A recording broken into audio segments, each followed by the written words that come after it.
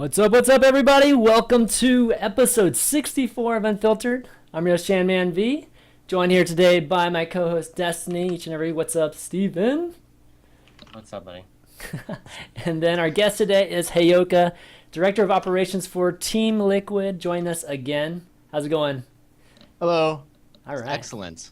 Cool, man. Thanks for, again, thanks for being on here with us. And TB is going to be joining us a little bit later for the Twitch topic, which we will be covering after we do a post-mortem on the Destiny 1 tournament with Steven here. It was all of last week, so lots to talk about. And then we're going to be doing some sub call-ins with you guys, the subs in this channel, as well as the Destiny.gg subs. And the way you do that, guys, is I'm going to link you a Reddit thread that WarsGG, who's been helping me out with the shows for quite some time now, is going to be, I guess, kind of organizing or at least talking to you guys, and then he's going to relay you guys over to me, and then we'll pull you guys onto the call so that you guys can ask whatever questions you have. And then we'll take some viewer Q&A, as always, in the Reddit thread, as usual, in our StarCraft thread, just the normal Reddit thread that we always have. So definitely upvote there, post your questions, and we'll definitely get to them. But Did you okay. just advertise for upvotes? Did I? ChanMan, is that what I just heard Upvote you do? comments. I meant comments. Oh, Am I not allowed to upvote comments? Oh, shit. Maybe. Does that count if it's not even my thread? Does that count? Actually, I don't know. I'm probably Probably. violating that. I'm getting somebody else in ruling trouble. I mean, how can they ban me again when I'm not already banned? So, anyways, yeah, do that, and we will ask those questions. All right, we're gonna start off with some Destiny 1 talk here, and again, I want to just try to go through each and every aspect of the tournament, with this post-mortem with Steven here.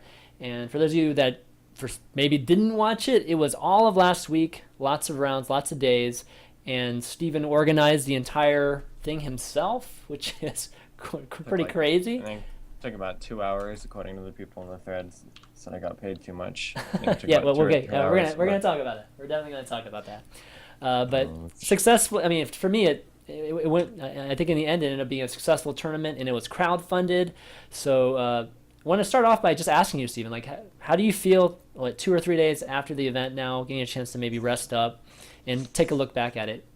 Big success. Like, what do you think about it? Yeah, I think it was a huge success. The viewership was way higher than I ever thought it would be. I'm just really happy with it. Yeah. Dude, adjust your camera, man.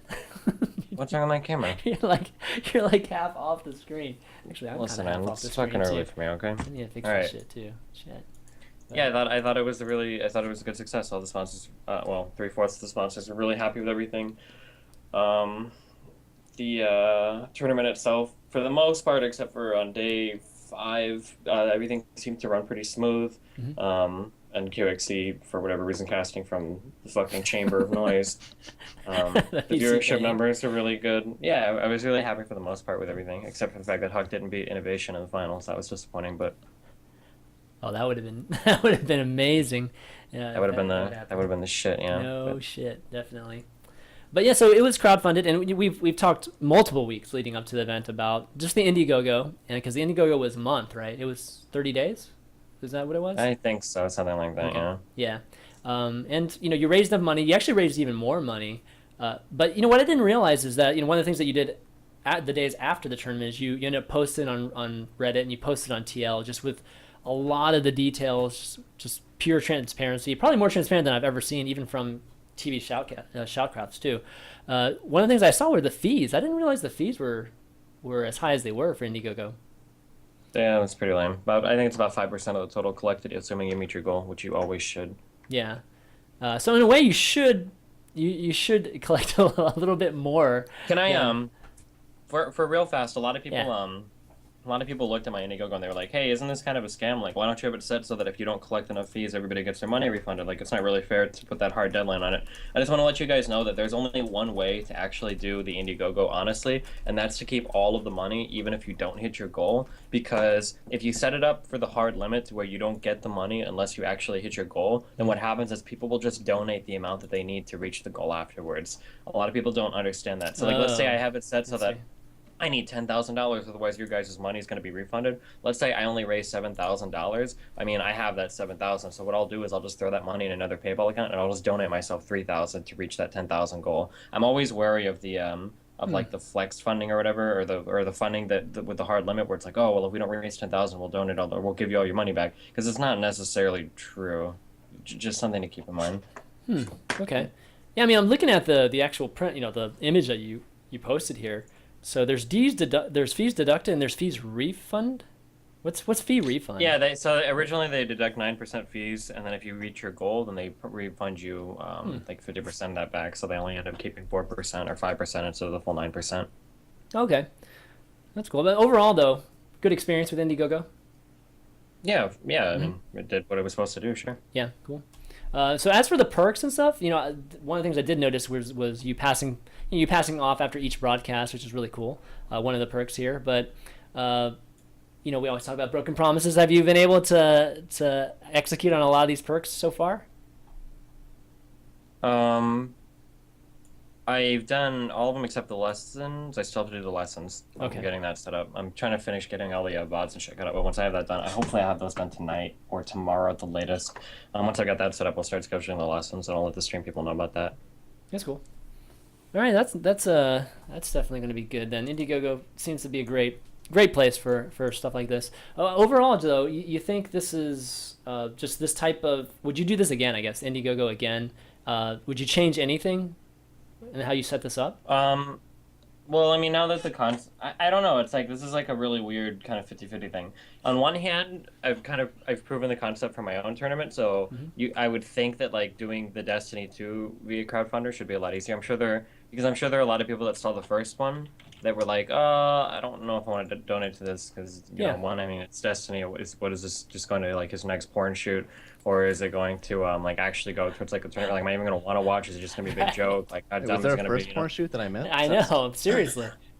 Yeah, that was MLG a long time ago. But a lot of people probably thought that like, oh, it's totally done. So now, second time around, a lot of people might think like, oh, that was actually really cool. I'd like to contribute for the second one so that I can see a second one. I'm really happy with the way the first things turned out. On the other hand, there's also the idea that the first time I launch a Kickstarter, it has a novelty behind it. Like, oh, this is the first, blah, blah, blah, Kickstarter thing. I really want to see Destiny do's first tournament. And now that the novelty is worn off, it's possible that a lot of people just wouldn't be interested. Like, oh, I get money on the first one, whatever. Like, someone else could take care of this one. Or I'm not as interested because the novelty wore off. I'm not actually sure. Assuming that there was any truth to the polling that I did on the Team Liquid site, though, there were about 803 people, according to the voting thing, that said they would contribute even if there was no reward whatsoever, and there were about 600 who said they would if the perks felt right. It took less than 300 people. Yeah, it took less than 300 people to fully fund this one. So with over 800 saying, at least in a poll, that they would contribute towards the next one. Yeah. I mean, the numbers on a poll, for what that's worth, because I mean, it's easy to put in a poll like, I feel good right now breeding this, so yeah, I would definitely do it, and then they not actually do it. But I mean, even if only 50% of the people that said they would contribute do, that's still over 400 people, which is still a good 30% more than what made the last one possible. So I mean, I don't know. I really want to. I'll run a second one and see. After I run the second Indiegogo, then I have a really good idea of how like 3, 4, and 5 would look. Because like I said, right now it's possible that I do the second one and it's actually really successful because people are really happy with the first one, or it could super fizzle because the novelty wore off. Yeah, I agree with that. Heyoka, what do you think about just crowdfunding using Indiegogo to? I think it's good overall. I think it's something that should be used to some degree. I think there's a couple of problems with it. One of them is that you can only do it so frequently. Like, you were talking in that thread, and it made it sound like you wanted to do the next one pretty much immediately after this. And I think the timing for that might not be great. Yeah, no, Wow. yeah, this wouldn't be something. I think if you crowdfunded these like every month, that would be really hard sell to people. Like at best you can do it, maybe 4 times a year at the absolute max, just because there's like a limit. It's not like an unlimited well. And then the other problem I think you run into is that people's reflection on tournaments like this is very much based on stuff like game quality that's totally outside your control. And so if the finals here were bad, or if Huck didn't have a good run, then I think you might run into problems for the one following that.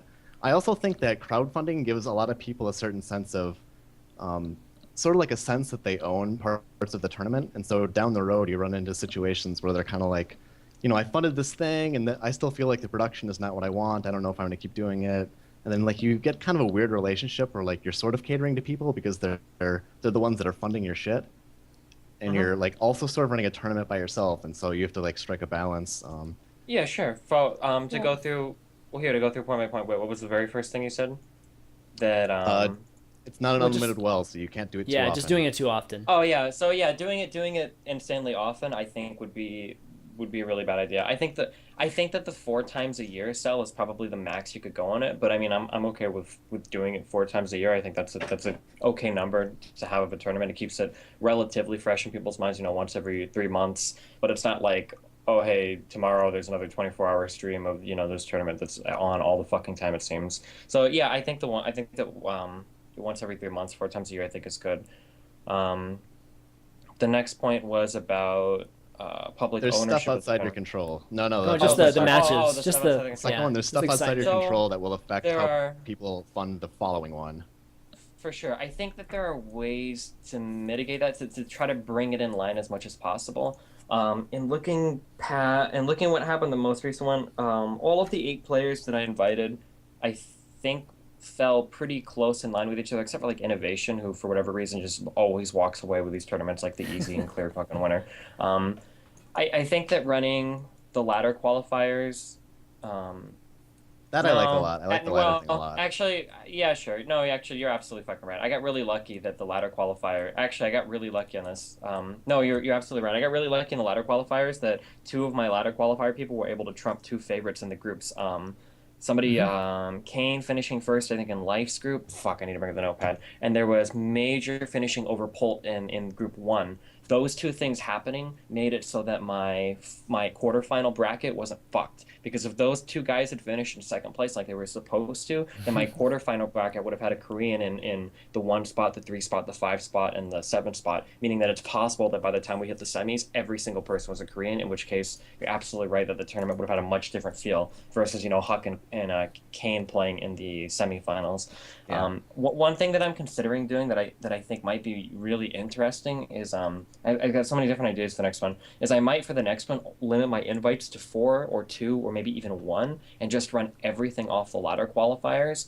Because what that does is it actually forces there to be a lot of competition between the people that are going to play, right? If you're trying to compete for the top 16 spots and there are people playing, dozens or maybe even hundreds of games to get there, then you're going to end up playing, maybe 10, 15, 20, 30 games against another person that's going to be in the tournament. And the idea that you would get that kind of a profile on them can lead to better games. Does that make sense? So like if I'm running into APOC in a tournament and I've never fucking played him before, then those games could be a stomp. But if I'm running into APOC in a tournament and we had to play 30 or 40 times against each other on the ladder for us both to qualify for our spots, it means that we both have a little bit of history in each other, which theoretically could lead to more interesting games, I think the It's ladder risky, in general though. is a really good qualifier. I like the ladder a lot overall. It's Yeah, really for sure. risky though, because then you take a chance that Very some risky, of those yeah. players that you invited won't play the ladder, and won't be able to But qualify then they too. just won't.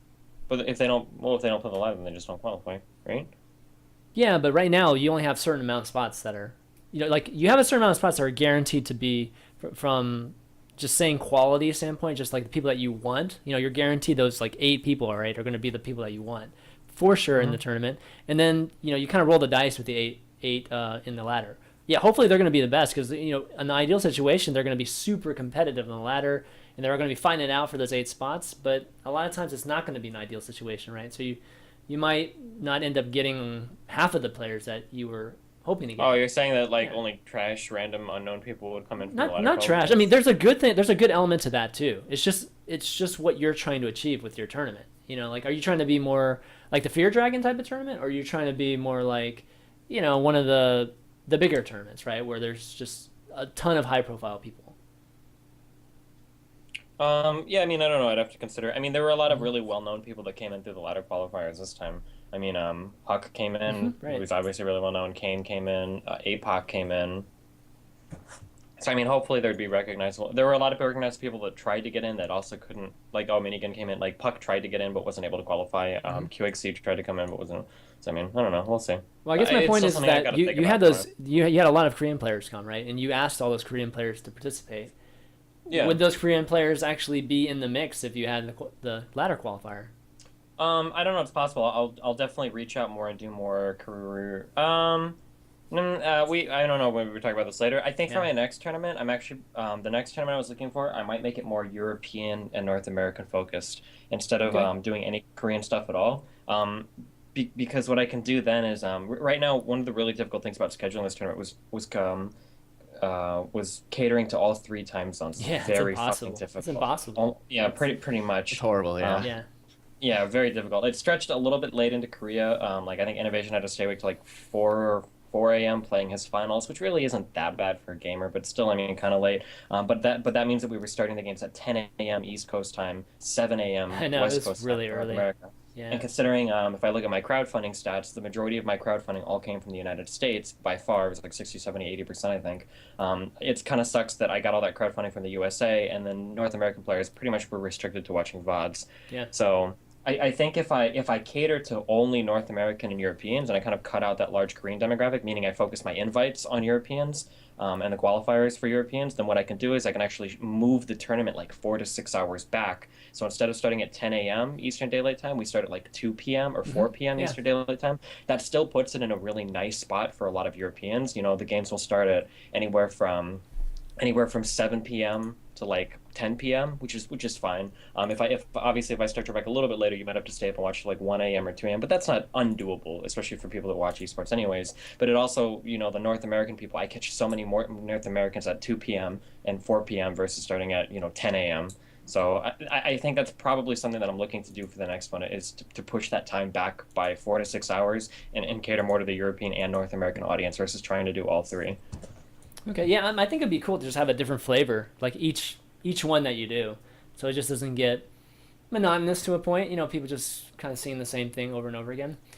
So you being so transparent with all of this stuff, which has been amazing, and probably a lot of up and coming event or people that want to organize events themselves and haven't really known how to do it.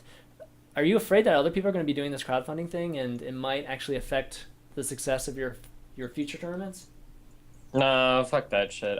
The reason why I was able to do this is because I've got like a decent number of connections now. Totalbiscuit helped me find a lot of people. I had there's a couple other guys I know that helped me get into contact with a lot of different players. I've got decent relations with a lot of different team managers now, so I'm able to talk to the Robin guy from Team Liquid was so helpful. He shared with me like player schedules and shit and setting up all the information for inviting people. I think I'm then talking about also money. I'm talking about funding. I'm talking about the yeah, I know. aspect. But Yeah. what I'm saying is that it sounds arrogant as fuck, but I don't think there are very many other people in the community that can put together everything like I have. I think that the actual I say skill set required to do it, but the actual like skills and whatnot required to do all of it and the effort and the motivation and being able to do it and having the name behind it. I don't think there are very many other people in the community that could do that besides me. And the ones that can aren't like a threat to me. Like Totalbiscuit isn't about to start opening up like Indiegogos to crowdfund tournaments or like Day 9 or Artosis aren't about to. I mean, if they did, then theoretically What if they would have ESL does, crowdfunded. man? Yeah, DreamHack, like the Start fucking crowdfunding their events. yeah, the Oh my god. crazy Swedish dude gets on Twitter and says Indigo. I doubt that those guys are gonna step up, and do it like this just because they've got so many better ways that they kind of run their stuff. And not to say that they couldn't, obviously, like Totalbiscuit or Robert, right, is a DreamHack guy. Yep, Robert Olin. Yes. Like obviously those guys could do it if they wanted to, but I mean they obviously haven't in the past. I don't foresee them doing it in the future, although it's possible. But I don't see like randoms from the community just being like, oh, like I'm gonna go and just set this up and like make it happen. Like I don't see that happening. I just don't. But Yeah, I mean, I could be the wrong. reason I brought it up is because you guys brought up that there's only so much in the well, right? You can only go to it so many times, and it's one thing for you just to go to the well that many times. But what if this starts becoming more of a normal thing where people are just asking the community Yeah, then constantly you have to to. But I mean, that's like that community pool of money is based a lot on kind of like goodwill too. Like, I mean, obviously, for instance, like if I were to crowdfund for like a documentary, that would be really hard to do in a post Star Nation post. Yeah, Not to yeah. bash on that guy. I hope they're getting their shit. I hope they come out soon. But in a post like Sons of StarCraft and and all that shit. After that, to do a documentary out of that would be a Yeah. disaster. For something like this, I'm hoping that now that I've got a little bit of rapport built up, people view it more as like, hey, like I would probably pay $10, to watch this stream over the week, kind of like buying a stream pass, except it's an optional pay. If you look at like how much money GSL charges to watch their incredibly fucking shit tier quality shit, like I think that I hopefully can get away with crowdfunding a few more of these. But like I said, we'll see more when I crowdfund the second one how that turns out. Yeah, I don't know. I think overall, I don't know if I agree with you can only go so many times to the well, actually, because I think it has a lot to do with how you integrate the interactiveness of the donors into this. You know, kind of like the international, right? I mean, they had all kinds of Compendiums? things. Right? Yeah, we keep talking about the compendium, but it doesn't have to be the compendium. It just has to be some way, whether it's the perks. I think it has to be a little I bit think more than the perks. it's just I don't even think necessarily it's the perks kind of. In my mind, I think you have to show legitimate value for the money that you're getting. If Yeah. you crowdfund over and over and over again, but every single tournament is a very high quality tournament, it's very entertaining. You know, you've got good casters, you've got decent games. Everything feels really cool about it. Like walking away from the first tournament, I think most people were happy overall with almost every aspect of the tournament. The art was awesome, the music was sick, the games were good, the people were really recognizable. The couple of post game interviews we got were good. Like there was so much good about the tournament. I don't see very many people going to second crowdfunding and be like, oh, I don't know if I want to throw any money at this. Like I think most people are like, hey, I really liked the first tournament. I really want to see a second one. You know, I think that's the important thing is that at the end of every tournament, it has to feel like you really want to see a second one. So or another or the next one, so much so that you're willing to throw in, you know, maybe like $1 or 5 or 10 to make it happen. I think that's the important part. Yeah, I think. I agree with that. I mean, the level of quality has to be at a certain level, but I think on top of that, if you make it personal at some point, like as you were saying, like people want to feel like this is their tournament, like they're having some part in this tournament too. And I think if there's an element of it that enhances that, then people are going to be more likely to even throw it in, even if the production isn't as like crazy high as that as just some of the really big name events. Because you can have some leeway there again if you make this really really personal in some way, and I don't know what that exactly what idea that exactly is, but I feel like you could do it more often actually Maybe. if you were able to accomplish that. It's hard to say because like when you compare it to stuff like Valve does, a lot of the value they create is in like when you buy a compendium, you're also gaining stuff like items that are then worth that much or more immediately. That's a different model. Yeah, So right, and so when it's- you don't have access to the game, it's a lot more. It's more challenging to think of creative ways to create value in that way. So it's yeah, not very maybe cut and dry. it could be more like I don't hate to throw this example out, but more like the pizza.gg type of thing, right? That's completely external to the game, and it's Yeah. more community based. It's something that you can control, and Steven has his obviously a big following too, and he's done lots of things personally just on his channel that are maybe in the form of sub only type of things, right? But it's just like that. It's just something like that, and if you incorporate it into the tournament, I just feel like you'll have more of a regular stream of of support that way when it comes to this. Yeah, the only reason why I'm kind of shying away from what you're suggesting is because I don't want it so much to feel like a community owned, community run tournament. Like I want it to have a much more kind of like a more slick professional feel than like like this is a tournament by the community for the community. You All know. right, so do you want like I- big I- sponsors? Is that the deal? No, no, not necessarily. It's just that it's like we're splitting hairs like a lot here. Like I'm getting into really finer points, but like I want each tournament to have a distinctive feel of like this is like a professional, not like super professional like DreamHack, but like this is a high quality tournament that's being ran, to put on high quality games with entertaining casters. Versus like this is like a giant wall where everybody writes their name and we all kind of feel like we have like a piece of the pie. We're getting into like super like fine points there. Does that make sense at all? Yeah, I think Yeah, it Like I mean, makes like sense to to me. point to take like a quick example, like to point at like the last tournament. I don't think I didn't necessarily, and I know it was entertaining to some, and maybe this might even be disappointing to some, but I didn't like reading off like the messages between games. Like that's something that I probably won't do again because it made it feel a lot more like, hey, like we're on Destiny stream, we're reading off like really funny messages and ha ha ha. And you're like, Right, and while right. there was definitely like an entertainment factor there, I think it took away from more of a like this is a legitimate like this is an actual tournament with decent games and good casters and like and good production and all of that. I felt like it took away from that a little bit more. I'm not saying that community feeling stuff is shit, but I like to stay away from that feeling more and move towards more of like this is like a professional setting with a professional guy. That makes sense. Does that make sense? Yeah, there's a lot of problems you Yeah. run into when you start getting into like the community-owned territory too, because then Mhm. people start giving you feedback, and if you don't listen to that feedback, then they feel like their donation dollars are wasted, and you're creating like sort of a contentious relationship almost. And so I think it's better to stay on the side of like it's a professional event that happens to be community funded, and also it's like a community thing, but not community owned necessarily. I mean, it's all on a spectrum, so it depends a lot on Yeah, sure. like a billion specifics. So Right. All right, let's talk about sponsorships because you had a few of them. Just the sponsors were more, smaller names, maybe in some channels, and overall, are you looking for sponsorships? Because I know the sponsorships were just kind of like on top of whatever you got for crowdfunding, and really helped out with just paying for things or even paying yourself, right, for this.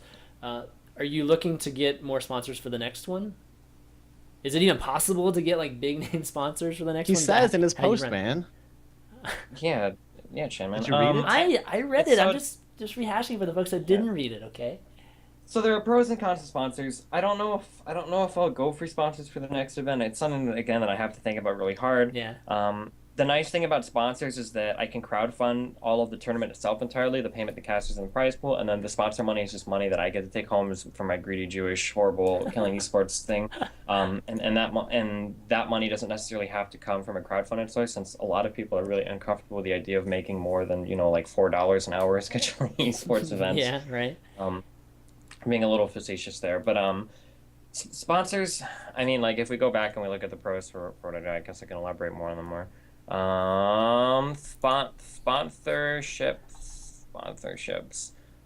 Yeah, I mean, sponsors are nice because it's a quick chunk of change, right? Especially considering how successful this one. Some of the people that sponsored my tournament made off really fucking well. Like I said, I was kind of praying for like 4,000 to 5,000 for the group stages in terms of viewership, and I was really hoping that I would push more than 10,000, especially with Totalbiscuit there, and more to 10,000 on the finals. So to see 27,000 across just two streams is absolutely mind-blowing to me. I'm pretty sure, like talking a little bit with the Woodwatchers guys and seeing how much they made, and seeing all of the feedback again and how many watches and shit were sold, I'm pretty sure that nice. the deals this time were like really lucrative for the people that sponsored it. So it's possible that I could maybe move towards, this time I sold sponsorship spots for this tournament were being sold at about $500 per spot, if you were interested in being advertised, and that included the verbal call to actions between sets, the logoing and the linking and whatnot.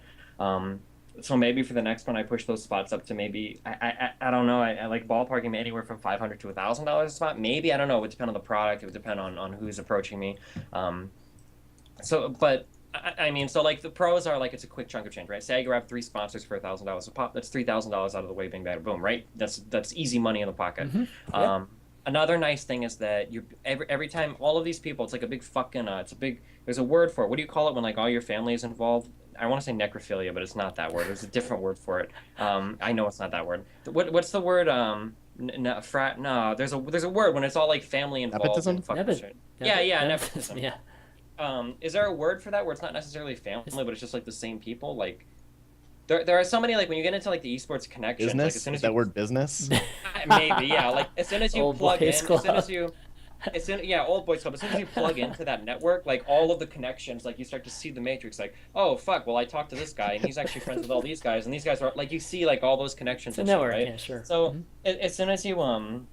as soon as you start gathering sponsors for events, you have all of these people and all of these contacts. Oh my fucking god, you guys have no important idea how important it is to have all of these contacts just on your fucking reel. Like, hey, like I want to work out something in the still series. Instead of having to go through like the fucking random email on the site, you have a guy that you Email the talk contact to form before. and Yeah.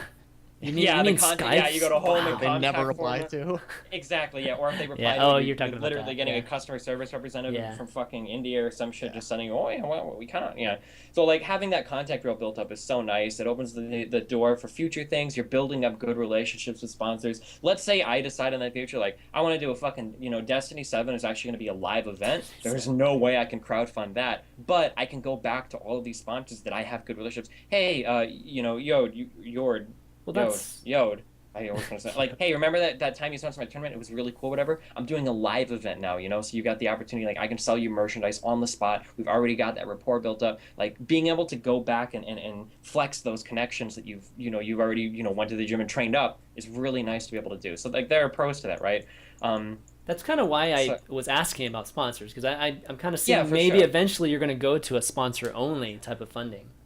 Well, so the cons to that is that having sponsors changes the feel of the tournament. I'm so big on this. It sounds really dumb, and there are a lot of people that were very critical of me like, oh well, it's not that important. Like nobody goes to the tournament just for the artwork, ha ha ha. But I feel like tournaments can have a very unique feel to them, and I do feel like every tournament you see, like I want to say like the presentation. I tried really hard with the presentation of this tournament to give it a very unique feel. Right, the art was all very minimalistic. I stayed away from the like the like there's the Destiny 1 with the Hydralisk thing in the background, like oh it's StarCraft 2, ha. You know, like I stayed very far away from that. If you look at the branding for all of my shit, like you have no fucking idea it's about StarCraft, right? You look at the Destiny 1 logo, it's a giant fucking circle with like a planet like with lightning. What the fuck is that shit, right? All of the branding was very unique. The feel of the tournament, the music, you know, we stayed away from the wub wub wub stuff.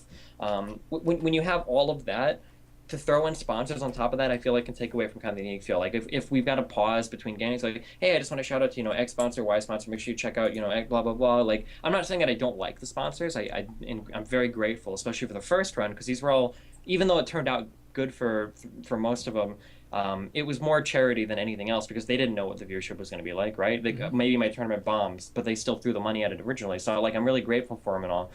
But having the sponsorships can kind of take away from the total feel, the overall feel of the tournament. To not sound too pretentious if that, and then also, you know, with certain sponsors you might run into like really weird scenarios where, like, let's say that I got, you know, I was sponsored by Wall Street this time. Maybe some of the jokes that me and Ingatron made about Judaism went a little bit too far, and then all of a sudden you're like a really weird spot, you know. I don't know, like I mean, it all kind of depends. Not, although really that's not as much of an issue because I don't want any of these tournaments to be like super edgy in terms of jokes. Like we're not gonna be dropping like racial slurs and shit, you know, every single day. So.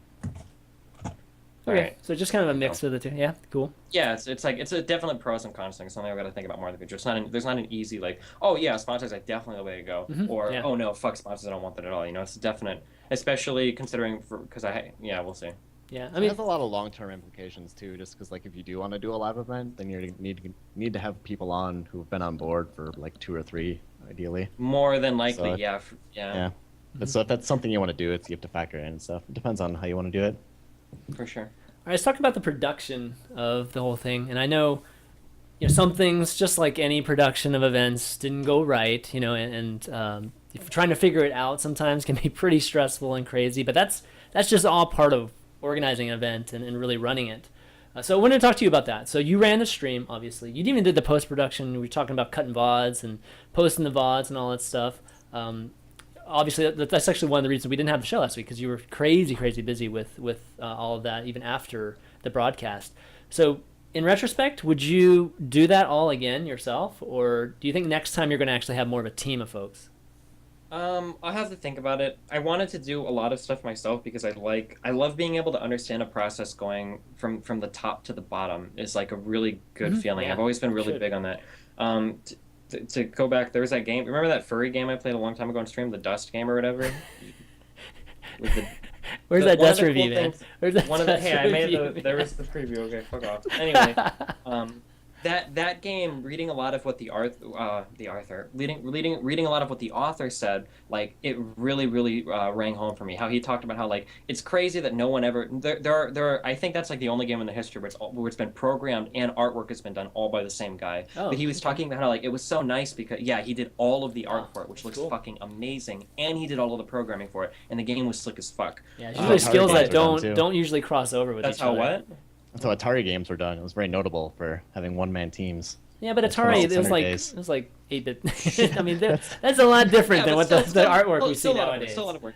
Yeah. Still a lot of work. But one of the things that guy talked about, I think his name was Dodrill. Fuck, I should remember. But one of the things he talked about in a lot of his things is that it was really cool because if he had an idea from programming, he knew all the steps needed to implement that idea That's instantly. awesome. You know, so like he could just say like, I really want to do this. Like I want my sprite member. I want some bullshit. Like I want this animation or this or I want this function in the game. And from coding it to drawing it to implementing it into the game and all of that, he knew every step of the process, right? And I really like to be able to do that with anything that I'm involved in, you know, even if it's my website shit or whatever. I like to be as hands-on as possible just so that I have a really good view of the entire shit, you know, so that now if I do a future one and I want some things done in the production or the artwork side, you know, like I can say things without being like without being that project lead that has no fucking idea what they're talking about, right? Like Yeah. if you're an artist or if you're a programmer and you've ever worked with, you know, that guy who's asking you for like really vague random shit and they have no, like, I don't want to be that guy. Like I'd rather be able to say like, hey, like on the production side of things, like maybe you could do this or this or this, or like what do you think about this? And even though the person who's specializing in it would know more than me, I would at least be able to communicate with them on more than a like a superficial, super generalized level. Yeah, you know? no, that's really So, that's really great.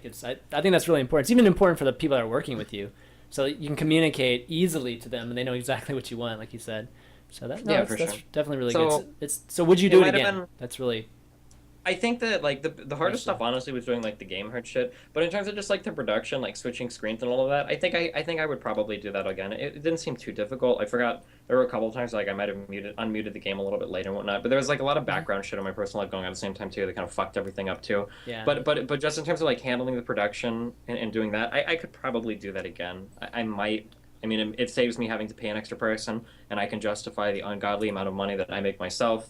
So what about the I mean, post production? You should get a VOD guy. Dude, Yeah, the you I should get a might video get a editor, VOD guy. like- That's hell on earth. It's you need to have It yeah, is, man. Well, one, it sucks, and two, you need it done like right away. Ideally. Yeah, you need Yeah, it. that's Like, the you need part, it. too. You need it VODs done as it's going. Like Yeah, it's and it Yeah, and it VODs sucks. VODs Like need when to you be finish the posted. cast and you're all burned out and like, oh no, I have to fucking do the VODs and it takes like 4 hours. well, Just, like, kill you yourself all had the like time. what? You had like 5 straight days of just like nonstop work and no sleep, right? It was crazy. Yeah, pretty much.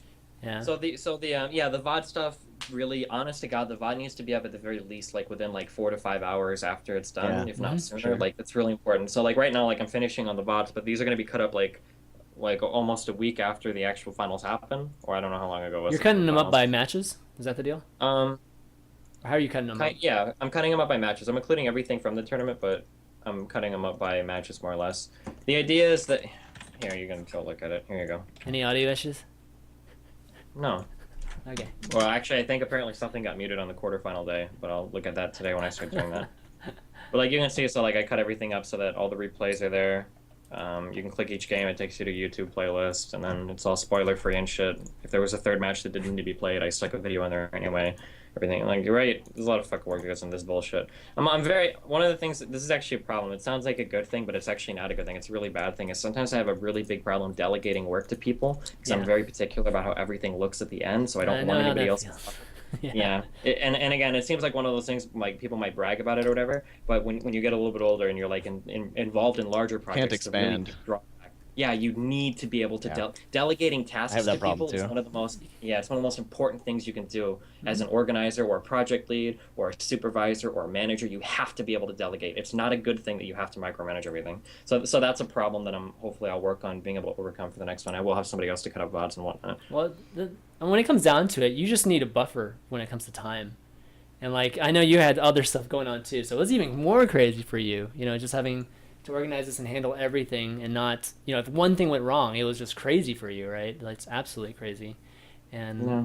which kind of leads to, you know, you had one of the things that you said in your post is that, you know, you're really appreciative of Naruto and TB for really helping out. You know, whether it was just being patient with you or whatnot, even rescuing the stream a few times, right? I mean, TB has rescued my shows, I think maybe 1 or 2 times when he was on Climbing the Ladder, so I kind of know how that is too. So Yeah, there's like a thing, and like I guess I'll brag a little bit here. For the most part, I'm a really fucking chill dude. I'm a very chill dude, and if shit is like fucking up or somebody's like really stressed or like there's some crazy shit, for the most part, I think I'm a really cool person to be around because I'm never stressful. If there's like shit going on, you know, like I'm the guy that's like, yo man, it's not the end of the world, like it's all cool, like even if this fucks up, like it's, you know, it's whatever. And I like to be that person because I don't like to be a person that adds stress in situations, you know. But typically, I mean, usually like in terms of like my life, when I'm around people and like shit is going fucked up, like usually I have to be that person.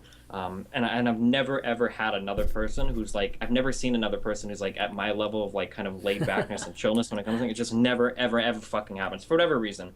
But on day 5 of this tournament, that's exactly who Totalbiscuit and Naruto were, which I've never seen before. And I have 2 of them show up on the same day. Naruto was super fucking chill, like, hey, do you want me to go out in this game? Like, it's like everything is all good. Like, we'll just get it set up. Like, hopefully we don't have any delays, lol. You know, like shit like that was super cool. Totalbiscuit is literally fucking staring at his screen for 45 minutes while I'm like wasting his fucking time calling my ISP to try to figure out like why the fuck's going on. You know, and then he messaged me, he's like, hey, like I can just go ahead and host it on my stream. Like, it's all good. Like, we'll just do it like super chill and all, like everything. Like for him, for him and Naruto to be so calm and like collective, like it's one thing to offer help to somebody, you know, like and they both could have offered help to me in a way that would have been helpful, but it still would have been just as stressful. Like, we really need to get this rolling. We got to get the stream set up. We got to move, blah, blah, blah, blah, blah. Mhm. Like, but I still would have been really grateful for them. Like, make no mistake, even if they would have been pushing it like really hard, I still would have been really grateful for both of them. But the fact that they both did it in such a laid back, chill manner that didn't make me feel like super fucking stressed and super pushed. Like, I've never had somebody else be that person in my life before. Like, to do that for me. So I was like so fucking grateful that they were both able to step up and do that. It was awesome. No, that's really great. I mean, crisis management is just, it's one of the things to do with, with all this stuff, right? And, having support like that, that's always wonderful. And that's why we love those guys. Pure chaos when you're running an event. Yeah, too. I mean, you've run It's events like nothing too. but chaos. So. Yeah, from start to finish. Yeah, absolutely. All this did you run all the TL Opens? I ran all the TL Opens. Oh I ran my a bunch of God. them by myself too. It was horrible. Oh, wow. Adminning and everything too, right? Adminning is that is like a thankless job. Yeah. Totally thankless Especially job. because that was during the era when there were a lot of really whiny StarCraft players, and so you have to deal with these like total non-issues just all day. Oh god, yeah. It's like With guys fucking complaining day about one, MC is fucking complaining about like, well, the veto system isn't fair because it shouldn't be loser picks, it should be winner. And I was like, dog, like we're gonna do this right fucking now. We're really doing this right now. We're gonna talk we about had the these fucking veto rules format. 2 weeks ago. Like, come the fuck on, I please, know. please. We're not doing this. Fucking pick the fucking Play. map and play the fucking Jesus game. Christ. If you don't like loser picks, and don't fucking lose the game. Like, fuck, Jesus. Oh god. Yeah. That's hilarious. Man, but casting wise, so different caster on each day, and I guess some people were asking why you didn't have TB on the end. I mean, you kind of explained why you had Chad and why you had TB to kind of set up, I guess, for the end. But overall, how'd you feel? How'd you feel about all of that? QXC obviously was an interesting experience being in the PC Bang or wherever That was he was. hilarious. I That loved was kind of crazy, but Those random guys coming up behind him and like saying hi. It was yeah, great. It's pretty interesting. yeah. So Pro gamer house. overall, you happy with the casting? Yeah, I mean, everybody that I invited on to cast did an amazing job, which is exactly as I expected him to. And even Chad did way better on day 6. And there were a lot of people critical of that choice, but I thought Chad did a really good job on day 6. He said he took like a lot of anti-anxiety pills before going on. Oh, really? But Wow. like I actually I thought he was going to be a lot more reserved. I thought that I was going to have to work like really hard to pull him out of like his his Chad shell. Mhm. But I actually didn't. He was speaking really well. He was giving a lot of great insight, a lot of good thoughts.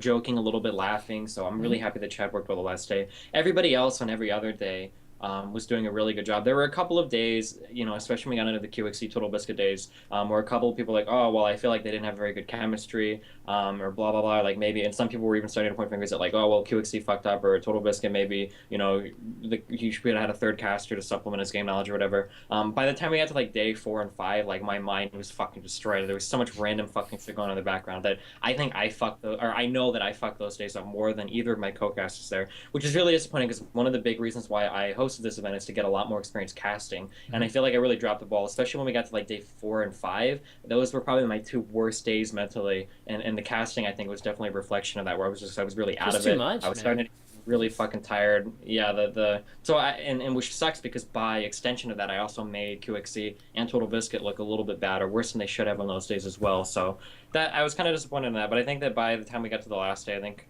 everything went a lot better, and for the most part, I was happy. I was definitely happy with all of my co-casters. Mhm. So yeah.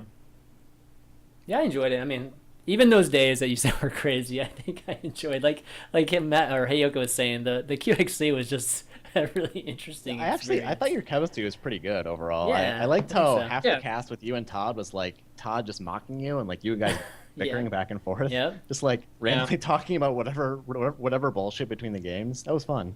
Yeah, I mean enjoyed and that's that. why like part of like those days, the games I felt like were equally like wasn't necessarily more important than the cast. You know what I mean? I felt like the cast had its like 50% entertainment was just from the cast as well as the games, which was kind of, I'm not sure if I felt like that towards the end of the tournament, but a lot of times during the tournament it was just funny just listening to you guys more so than the actual games themselves.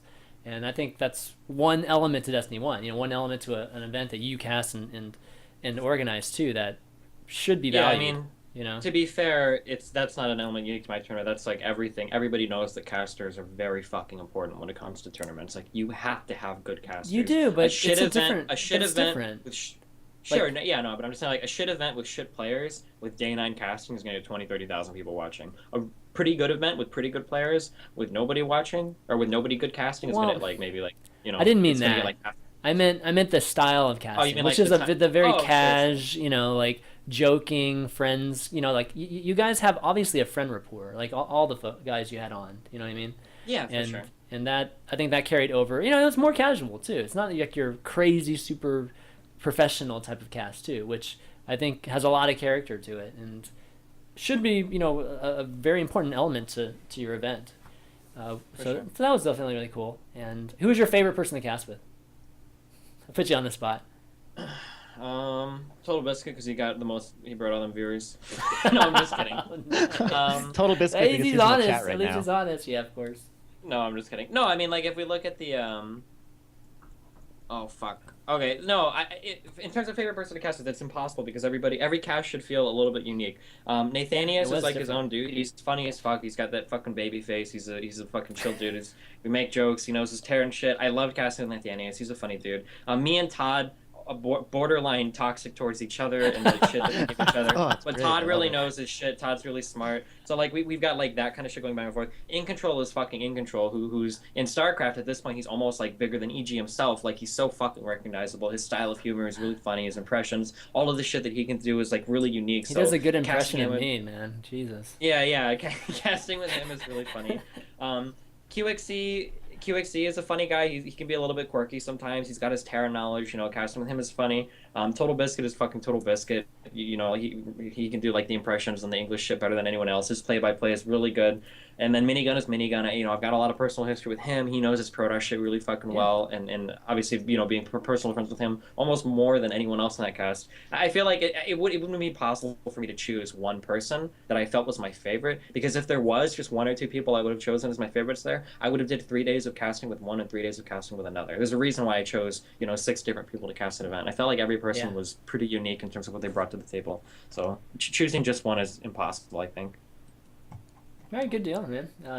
I'm not sure there's anything else to really talk. Anything to just really kind of last words or last thoughts to wrap this topic up from either of you guys. Actually, Heyoka, you first, and then I'll have Steven kind of finish things off. Overall, I thought it was a pretty fun event. I like that it was sort of a mix in between like the professional DreamHack level stuff, like the LANs, and then also on the other hand, you have like the online stuff or like Home Story Cup, which is like a little more casual. I like the feel that it was pretty professional, but the cast themselves were sort of friendly and homey. It was fun. I thought it was a pretty fun event overall. I tuned in most every day, which I haven't done for very many events in the last year, so it was notable, I guess. It made me feel enough to watch it every day, so you got that. Steven, last thoughts? I mean, it depends on what you want to go over. A couple quick things. There was a lot that went into the. I feel kind of. I don't like to talk about this too much because like I said, I never try to jerk myself off. I've got plenty of fans that will jerk me off. We're gonna do that all day. There was a lot of planning that went into this. I had fucking notebooks of fucking notes and information ideas. I posted a picture of some of the I notes can't that I believe was you're able to. still using paper. Why aren't you using Google Docs or something I used Well, I paper did- for all that shit. Really? I was Yeah, actually I my did. handwriting was so nice. That's true. Your Well, handwriting is no. nice. If you see nice handwriting, it was probably Teresa's writing shit that I was telling her. Oh, If- really? No. Actually, let me If find you look that. at- I gotta find it. some Where scripts is and I it? was like, what the fuck? This is way more readable than anything I've ever written. Let me see. Like I gotta- the big hold on. page, the one big page or whatever that was that had the cursive on it. That was Teresa's writing. But all Oh, of what the I was smaller looking pages were mine. Yeah, probably all the smaller pages were mine. But there are so many fucking. I even ended up throwing away a notebook that had a lot of pages in it too. Unfortunately, I can post that as well. But there's so much different shit in terms of writing out and planning and whatnot. And then past the actual planning stage, there was the contacting all of the players. A lot of times I had to go through team managers. A lot of time I had to go Making through sure other they connections show that I up. had Yeah. to get contacts to the players. I was the sole point of contact for all the sponsors, so getting all of the sponsorships, all of the logos and shit from the sponsors, and syncing that up with my artist, who I was also talking to get all of the planning done for the event. Talking to my web designer, getting the web designer and the artist coordinated with each other, and then all of that coordinated with what the sponsors wanted in terms of appearance. I went over team managers and players, getting all of the dates set up for everything, which in and of itself was a whole other fucking thing. Going through all the different tournaments, talking to other tourney organizers to make sure we were going to step on each other.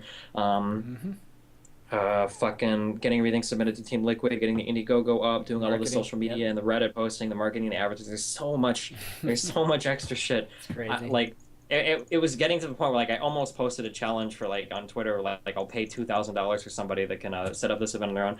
Like for the most part, like I was cool with everybody. I was getting there was like the.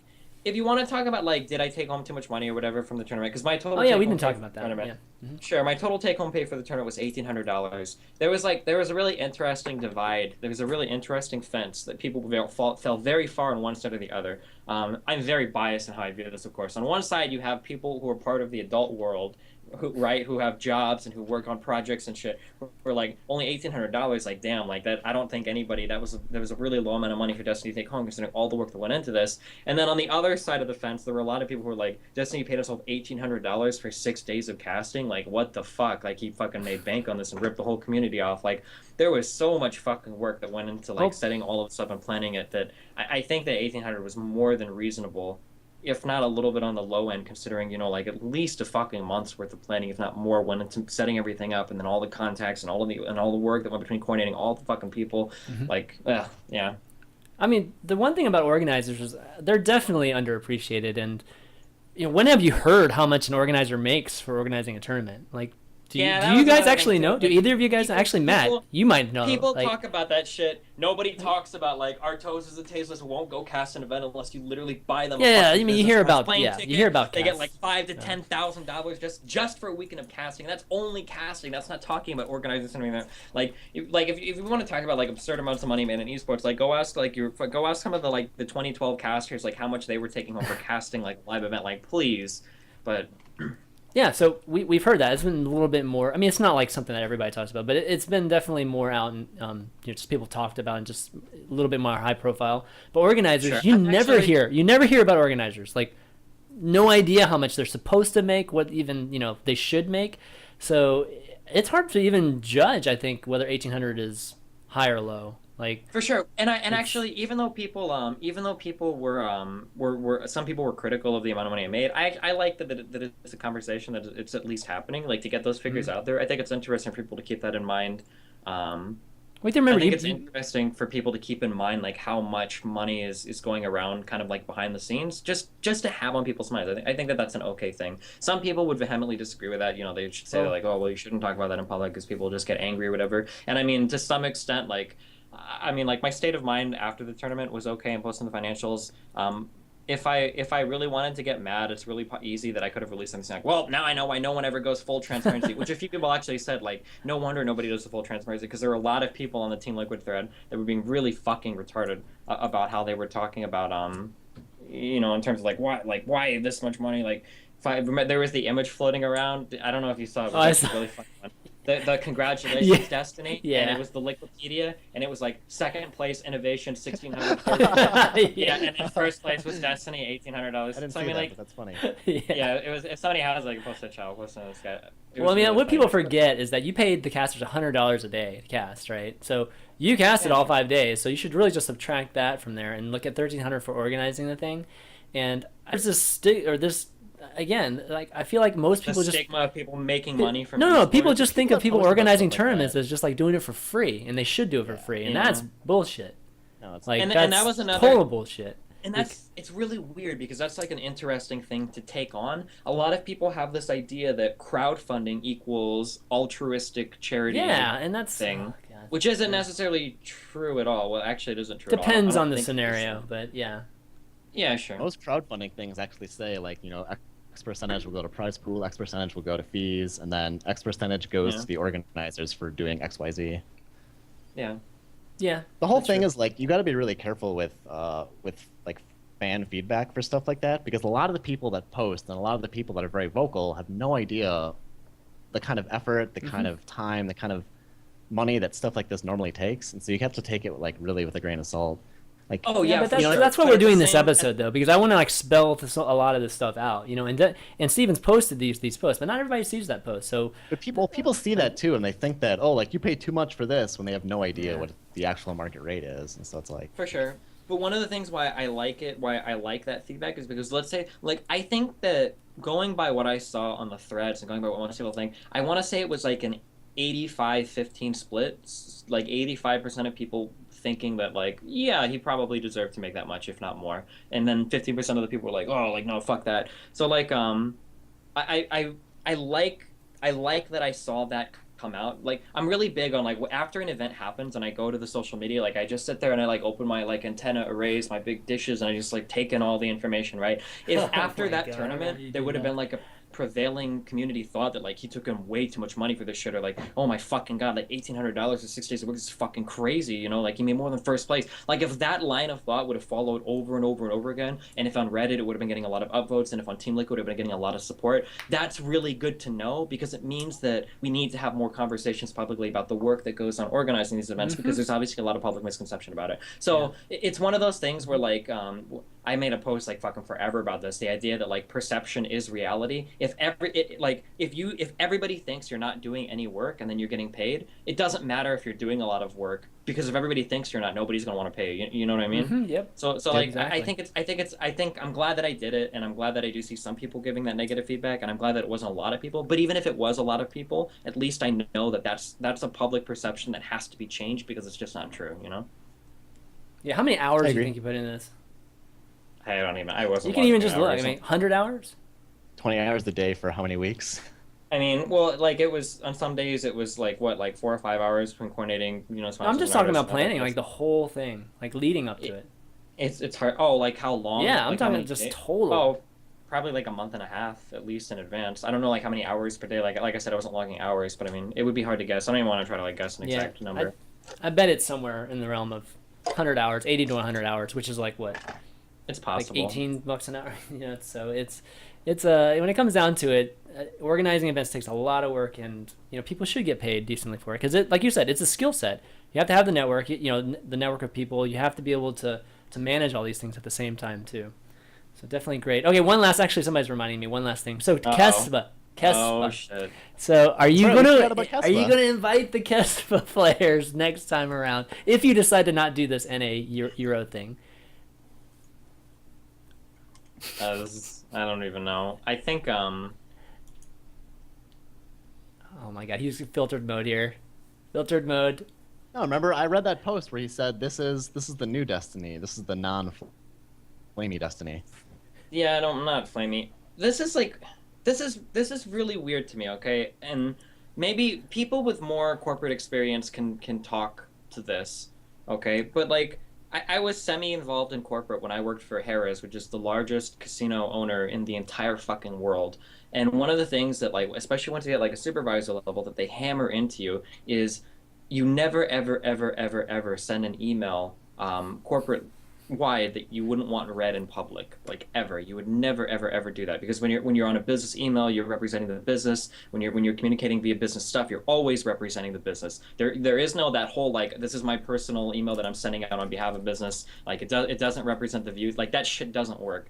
A lot of people were like really mad that I published that email from the Chudnator guy. I mean, the reason why I did it is just because I wanted people to know exactly, like this is exactly what was said, rather than having a lot of people, like guess like, oh, well, I bet that Chud was a real asshole in the email, and he probably cursed Destiny out, or them saying like, oh, well, I bet Chud was like super nice and Destiny just totally misinterpreted. Like having the email there is just people look at it like, oh, this is exactly what he said, end of discussion. I feel like it's really weird that people freak out that when one business communicates to another, that those communications might become open at some point if you're not behind an NDA. NDAs exist for a very particular purpose. If I'm negotiating like a contract or something, let's say that Heyoka wants to pick me up for Team Liquid, and he's like, hey, like let's talk about like specific figures and shit. I'm guessing that a lot of that conversation would happen behind an NDA, which means I'm not allowed to disclose it publicly. But when one business sends an email to another business, I feel like it's a little bit silly to expect that email will remain completely private, because those are parts of business communication. No, that I mean, maybe other people with more corporate experience might have a different viewpoint of that, or maybe there's like an actual like there's a big prevailing viewpoint on that, like, oh, you should never do that. But I mean, like when you're communicating one business to another, it seems strange that you would expect that email to remain super private, like if you're not speaking behind an NDA. What do you think, Heyoka? I mean, what's your opinion? It comes off. I don't hate it. It comes off as a little crass in some circumstances, Sure. just because, it's just kind of like, oh, also, and this is how we talked, and here are the logs. I didn't talk to him about this, but here they are. I don't feel super strongly about it one way or another, honestly. I don't think it was terrible. Gotcha. I don't Like I feel particularly like like it without asking when I him, but I don't hate it.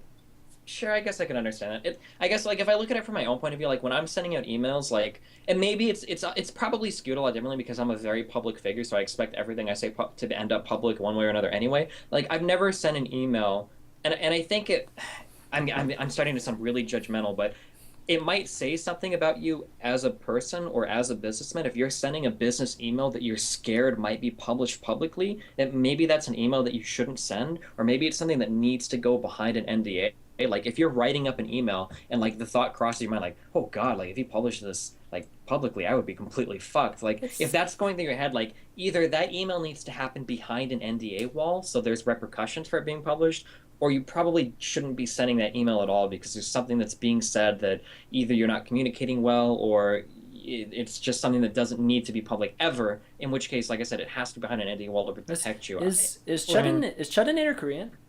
Yes. Yeah, Okay, he's like the he's the Kespa the Kespa like manager, Western one of contact. them. Or Is something, he right? Yeah. is he like is he from the Western? I mean, is he actually Korean?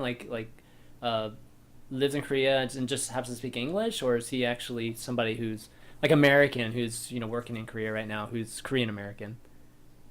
I have no idea. Okay, well, I I'm don't just know. wondering I if it's a think I wanna cultural. say Is it a he's in- cultural thing? I think maybe. he's in Korea. I mean, just the I way mean, he it might responded. be. That. Well, was he annoyed that It's you not- posted the email? Because I saw him posting in the thread, and it didn't seem like he Yeah, cared. he but said. didn't I read think all he his said posts. it was. He said it was a little bit rude. I think, but Because like, imagine if you're him, it's a little bit weird. Because esports is not, it doesn't operate like a traditional corporate world. It's not like a Right. standardized industry Yeah, business. of course, It's it's a it's bunch very of kids and small. It's shit. very gossipy. It's the kind of thing where if you wake up and suddenly Well, an email you sent someone is on a forum, it's a little bit, it's sort of like disorienting. It's a little weird, and it's not something that happens very often because we don't have a lot of journalists going in and finding like Enron emails and posting them to, the Wall Street Journal or whatever. And so it's a little like it happens so infrequently that it's always a little bit weird when it happens.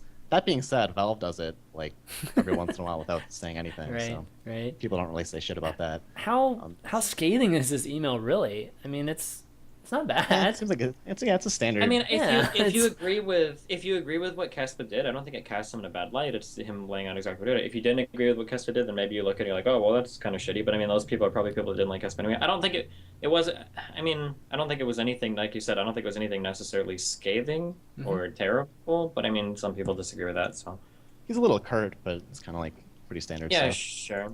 I didn't actually mind like the offensive tone of the thing. I like that Chud Nader is a very fucking straightforward guy. You don't have to guess what Chud is thinking ever. He'll fucking straight out tell you, which I That's actually cool, like man. that. It's Exactly. It's a very admirable quality. I like that. I just didn't actually like the actual content. I thought it was really strange. But I mean like that's a whole other thing too. And whether or not like should Kespa lease players. I don't know. I hate the idea that Kespa owns all the players. Is it just the big dog little dog thing that you really No, really hate? but it's- or... I mean, it's not so much that. It's just the idea that like I know that there are a lot of Kespa B teamers that like probably would have liked the opportunity to play in a relatively easy Western LAN or not LAN. I'm sorry, Western online tournament or whatever. Like or even maybe some of the A teamers that were out of Pro League or whatever that would have liked the opportunity to roll through that tournament and take home like $200-$400 easy, considering it was all online. So the idea that Kespa, the organization, says no, you guys aren't allowed to play in that, and then they come out on the other hand and they say we're just looking out for the best interests of our players. Like that comes off as kind of two-faced to me. I don't necessarily agree with that. You're looking out for the best interests of the players there. I think that you're just looking out for Kespa there.